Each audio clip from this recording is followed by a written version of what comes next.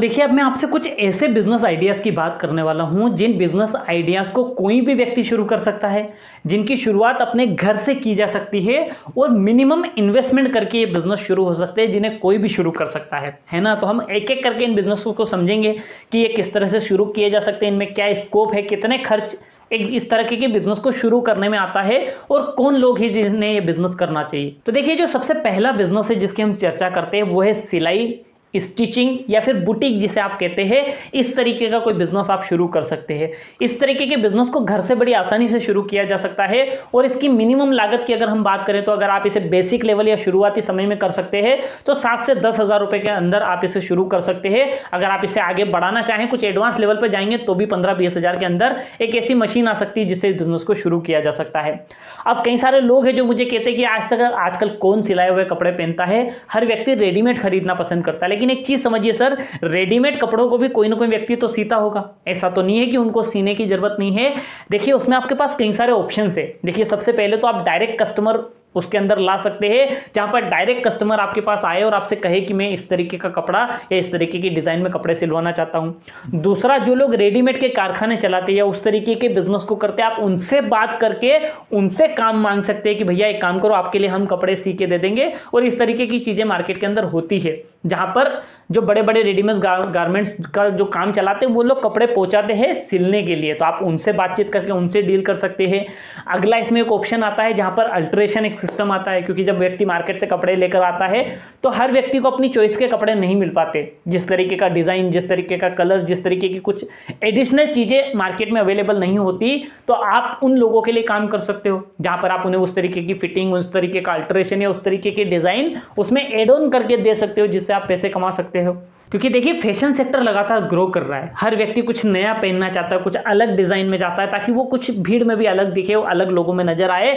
लोगों की अटेंशन हासिल करने के लिए लोग अपने कपड़ों में बदलाव करना पसंद करें, तो आप उस तरीके की चीजें करके भी लोगों को अपनी तरफ अट्रैक्ट कर सकते हैं और उनके लिए काम करके पैसे कमा सकते हैं। और देखिए, इसकी शुरुआत आप घर से करें, लेकिन धीरे धीरे अगर आप चाहें तो इसे बहुत बड़े स्केल पर बढ़ा सकते हैं, फैशन डिजाइन तक ले जा सकते हैं, या मनीष मल्होत्रा या ऐसे कुछ नाम आपने सुने होंगे, उस स्केल पर भी अपने बिजनेस को ले जाया जा सकता है। लेकिन उसकी शुरुआत कहीं ना कहीं से तो करना पड़ेगी, और कोई भी बिजनेस कहीं से शुरू होकर ही बड़ा बनता है, पहले दिन कोई भी बिजनेस बड़ा नहीं होता। तो ये एक पहला बिजनेस है जिसकी शुरुआत घर से बड़ी आसानी से की जा सकती है। लेकिन हाँ, आपको उसका टेक्निकल नॉलेज, कपड़ों की समझ, डिजाइन की समझ या उस तरीके की चीजें आपको आना चाहिए, क्योंकि वो सबसे ज्यादा जरूरी है। अगर आपने किसी के कपड़े खराब कर दिए तो हो सकता है कि वो आपको उसके लिए उसका भुगतान करना पड़े, उसकी वजह से आपको नुकसान हो। तो इस तरीके की चीजें और लर्निंग आपको आना चाहिए। अगला बिजनेस है जिसे घर से बड़ी आसानी से शुरू किया जा सकता है, वो है टिफिन सेंटर या मेस का काम, है ना। आप देखते हैं कि हर शहर में लोग या स्टूडेंट पढ़ने के लिए आते हैं, वो किराए से रहते हैं। सिंगल लोग जो नौकरी करते हैं वो लोग किराए से रहते हैं। उन लोगों को कहीं ना कहीं खाने की व्यवस्था या खाने की जरूरत पड़ती है, तो आप उन लोगों के लिए टिफिन सेंटर शुरू कर सकते हैं। बस आपको इसमें कुछ चीजों का ध्यान रखना है कि आपको सबसे पहले पता करना है कि आप जिस लोकेशन में रहते हैं वहां पर इस तरीके की चीजें है या नहीं है। वरना आप ऐसी सोसाइटी में रहते हैं जहां पर सारे लोग फैमिली रहती है, तो वहां शायद वो टिफिन सेंटर ग्रो नहीं करेगा। लेकिन एक ऐसे एरिया में, ऐसी जगह आप रहते हैं जहां पर बहुत सारे इंडस्ट्रियल किराएदार लोग रहते हैं, बहुत सारे स्टूडेंट रहते हैं, बहुत सारे बच्चे रहते हैं, कुछ सिंगल लोग रहते हैं, तो वहां पर वो चीज आपकी बेहतर तरीके से ग्रो कर सकती है। अब उसमें आप क्या क्या कर सकते हैं कि किस तरह से कस्टमर लेकर आए, तो देखिए, आप उसके लिए पेम्पलेट बांध सकते हैं, उसके लिए कार्ड छपवा सकते हैं, उसके लिए college, schools, coaching, companies, industrial area में उस तरीके के टेम्पलेट्स डिस्ट्रीब्यूट कर सकते हैं, ताकि लोगों को पता चले कि आप उस तरीके की सर्विस देते हुए उस तरीके की सर्विस प्रोवाइड करवा सकते हो। अब आपको उसको शुरू करने के लिए आपको कुछ चीजें हैं जो समझना पड़ेगी कि भैया आप कस्टमर को बैठकर खिलाएंगे या फिर उसको टिफिन पार्सल करके देंगे। कस्टमर को टिफिन लेने खुद आना पड़ेगा या आप टिफिन पहुंचाने की आपके पास व्यवस्था है, उस तरीके की चीजें आपको समझना पड़ेगी। उसके बाद आपको कुछ चीज़ों का ध्यान रखना है कि यार मार्केट से किस रेट में आप चीज़ें लेकर आ रहे हैं, उनको बनाने के बाद, उन पर पूरा कंप्लीट करने के बाद आपकी कितनी लागत बैठ रही है, लागत के बाद आप कितने रुपए में देंगे तो आपको प्रॉफिट होगा, प्रॉफिट के बाद आपको ये भी मानकर चलना है कि भाई जो लॉस होगा, क्योंकि देखिए ये कच्चा बिजनेस बोलते हैं, हमारे यहाँ इसको कच्चा बिजनेस बोलते हैं। क्योंकि अगर मान लो आपने सुबह कोई सब्जी बनाई तो वो शाम को काम नहीं आ सकती, खराब हो जाएगी, तो जो लॉस होगा आपको उसका मार्जिन भी लेकर चलना है, वरना पता चले कि आप जितने टिफिन भेज रहे हो उससे ज़्यादा तो आपके खराब हो रहे हैं, तो वो आपको लॉस हो सकता है। तो ये कुछ चीज़ें हैं जिनका अगर आप ध्यान रखें तो ये बिजनेस भी आप घर से बड़ी आसानी से शुरू कर सकते हैं। इसके बाद अगर देखा जाए तो आज के समय में हर व्यक्ति को ऑनलाइन सर्विसेज की आवश्यकता पड़ती है। तो एक ऑनलाइन बिजनेस है जिसको बड़ी आसानी से घर से चाहे तो घर से भी शुरू किया जा सकता है। अगर आप कहीं पर रेंटल शुरू करना चाहते हो वहाँ से भी शुरू कर सकते हैं। इसकी भी लागत कोई बहुत ज़्यादा नहीं आती। आपको इसके लिए एक कंप्यूटर चाहिए, एक टेबल चाहिए, एक कुर्सी चाहिए, और आपको कुछ अगर एमपी ऑनलाइन का, अगर आप मध्य प्रदेश में हो और एमपी ऑनलाइन का काम करना चाहते हैं तो आपको उसके लिए एक छोटी सी जो भी गवर्नमेंट की एक एग्ज़ाम और उसकी जो एक अमाउंट होती है उसकी टेक्निकल फीस की कुछ 1400-1500 से लगाकर तो 3000 के बीच में कुछ खर्चा आता है, वो आपको करना होता है। और वो करने के बाद आपको अथॉरिटी मिल जाती है कि आप एमपी ऑनलाइन या ऑनलाइन से जुड़ी सर्विसेज के काम कर सकते हो। उसमें भी बहुत सारी चीज़ें होती है। आप भाई इतने सारे फॉर्म भरते हैं, वो उनका काम कर सकते हो। कुछ लोगों को पैसे निकालना होते हैं या डिपॉजिट करना होते हैं, उसका काम आप कर सकते हो। बहुत सारी ऑनलाइन गवर्नमेंट की स्कीमें आती है, उनके ऊपर आप लोगों को सर्विस दे सकते हो। और ऐसे बहुत सारे काम है जो कर सकते हैं, जो एमपी ऑनलाइन से जुड़े काम है वो सब आप कर सकते हैं। इसके लिए आपको कंप्यूटर का नॉलेज होना जरूरी है, इंटरनेट और ब्राउजिंग से जुड़ी चीज़ें आना चाहिए, और कुछ बेसिक एक्सपेंसेस मैंने आपको बताया। अगर आप वो करें तो ये बिजनेस भी बड़ी आसानी से शुरू किया जा सकता है। उसमें आप भविष्य के हिसाब से फोटोकॉपी ऐड कर सकते हैं। अगर आपके आसपास कोई स्कूल, कोई कोचिंग, कोई इंस्टीट्यूशन पढ़ता है तो आप स्टेशनरी से जुड़ा चीज़ें भी उसमें एड ऑन कर सकते हैं अगर आप उसे बढ़ाना चाहते हैं। तो इससे तो बहुत सारी चीज़ें हैं जो आगे काम करके उसमें आप अपने साथ उसको अपने अनुभव और एक्सपीरियंस और अपनी ज़रूरत के हिसाब से आप एड ऑन कर सकते हैं। अब अगर अगले एक और बिजनेस की बात करूं तो ये थोड़ा सा कॉस्टली जाता है, लेकिन इसकी डिमांड भी है और इसकी ज़रूरत भी है और ये चलता भी है, जिसे पार्लर बिजनेस कहा जाता है। ये जेंट्स लेडीज़ दोनों में आप मिलाकर चलिए।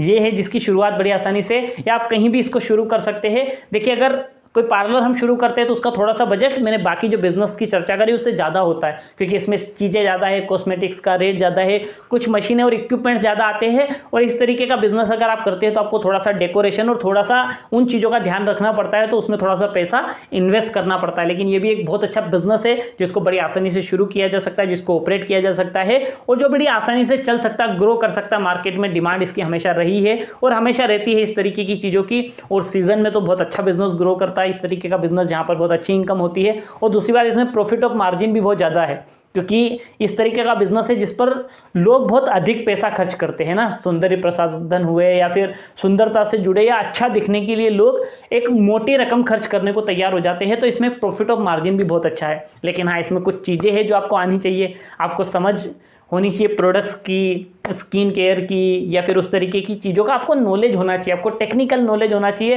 प्रोडक्ट्स का, इंग्रेडिएंट का, और ये सारी जानकारी आपको आना चाहिए। ये कोई भी बिजनेस में आपको जितने भी बताए हैं, कृपया करके बिना नॉलेज के इनको शुरू ना करें, वरना आप करेंगे 2-4 महीने बिना नॉलेज और बिना समझ के करेंगे, फिर गिर जाएंगे, फिर मुझे बोलेंगे कि कहाँ, ये तो चलता ही नहीं है। इन सब की जिस भी बिजनेस को आप शुरू करें उसके लिए जो भी टेक्निकल नॉलेज, जो भी उसकी एजुकेशन, जो भी उसकी लर्निंग लगती है, उसका विशेष करके ध्यान रखें। और इसके पहले मैंने जो बिजनेसेस की बात करी, सब में एक चीज़ कॉमन है जिसका ध्यान रखना है, वह है लीगल टर्म एंड कंडीशन।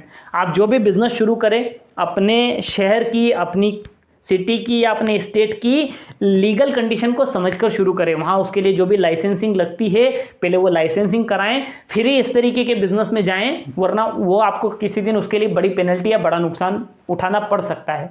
अब एक और चीज़ आती है जिसमें आता है क्रिएटिव और डेकोरेशन का काम आप लोग कर सकते हैं। देखिए, बहुत सारे लोग हैं जो आजकल छोटी छोटी पार्टीज ऑर्गेनाइज करते हैं, छोटे छोटे प्रोग्राम ऑर्गेनाइज करते हैं, छोटे छोटे कॉन्फ्रेंस प्रोग्राम या कोई पब्लिक मीटिंग या कोई बिजनेस कॉन्फ्रेंस होती रहती है शहर के अंदर। हर जगह आजकल इन सब चीज़ों की जरूरत पड़ती है, तो आप उनसे जुड़ा कोई काम कर सकते हैं, उनसे जुड़ी कोई सर्विस प्रोवाइड करवा सकते हैं। अगर आपको डेकोरेशन में इंटरेस्ट है, आपको पता है कि यार मार्केट में डेकोरेशन आइटम कहाँ पर सस्ते मिलते हैं, या आप कोई चीज़ को बेहतर तरीके से प्रेजेंट कर सकते हैं, डेकोरेट कर सकते हैं, उसके लिए आप व्यवस्था और प्लानिंग कर सकते हैं, तो आप इस तरीके की सर्विसेज शुरू कर सकते हो जिसमें कोई बहुत बड़ी लागत नहीं आती। आपके पास थोड़े से आपको कॉन्टैक्ट के लिए मेहनत करना पड़ती है, अपनी ब्रांड वैल्यू और अपने मार्केटिंग प्रमोशन के लिए थोड़ा बहुत खर्चा करना पड़ता है। उसके अलावा कोई बहुत मोटा खर्चा नहीं होता, क्योंकि उसके अलावा जो भी आप डेकोरेशन करेंगे या जिसके लिए भी आप प्रोग्राम में वो सारी तैयारियां करेंगे, पार्टी आपको हर चीज़ के लिए पैसा देगी और हर चीज़ के लिए आप पैसा लेंगे, साथ में अपनी सर्विस का भी पैसा आप लेंगे जो आपको बेनिफिट होगा। तो इसमें भी कोई बहुत बड़ा इन्वेस्टमेंट नहीं आता, बस इसमें आपको कुछ क्रिएटिविटी आनी चाहिए, कुछ डेकोरेशन का नॉलेज होना चाहिए, आपको प्रोडक्ट की समझ होना चाहिए,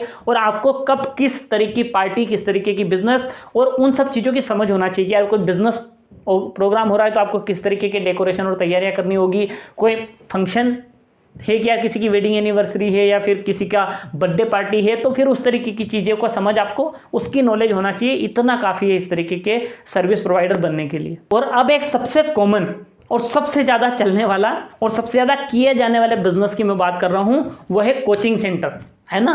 ये कोई भी व्यक्ति कभी भी शुरू कर सकता है, अपने घर से शुरू किया जा सकता है। इसके लिए भी कोई बहुत मोटा इन्वेस्टमेंट नहीं लगता।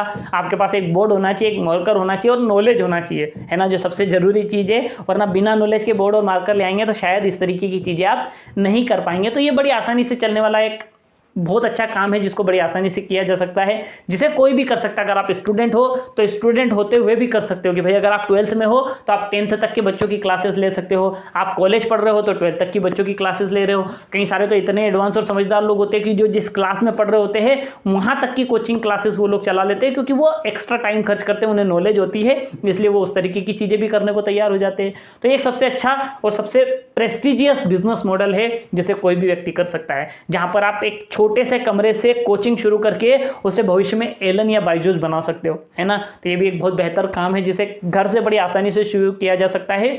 हाँ, इनके मार्केटिंग और प्रमोशन पर थोड़ा सा खर्च आपको करना पड़ेगा, क्योंकि जब तक लोगों को पता ही नहीं चलेगा कि आप कोचिंग चलाते हैं या इस तरीके का काम करते हैं तो स्टूडेंट आप तक पहुंचेगा कैसे।